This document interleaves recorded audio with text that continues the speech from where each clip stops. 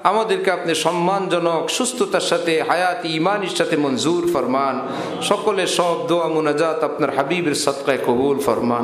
আল্লাহ যাদের আব্বা আম্মা আছেন সুস্থতার সাথে নিয়ে হায়াত দান করেন। আয় আল্লাহ যারা নাই তাদেরকে মাগফিরাতে কামিলা নসিব করে দিয়েন। সারা জাহানের মুসলমানদের উপর রহমত নাজিল ফরমান। আয় আল্লাহ এই এলাকার উপর আয় আল্লাহ খাস রহমত নাজিল ফরমান।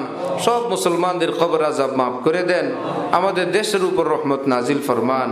সুবহানা রাব্বিকা রাব্বিল ইজ্জাতি আম্মা ইয়াসিফুন ওয়া সালামুন আলাল মুরসালিন ওয়ালহামদুলিল্লাহি রাব্বিল আলামিন। সাল্লাল্লাহু আলা নবী। যারা আসছে আমরা কেউ যাবো না ইনশাআল্লাহ। মাদ্রাসার পক্ষ থেকে আপনাদের মেহমানদারির ব্যবস্থা আছে, কেউ আমরা যাবো না।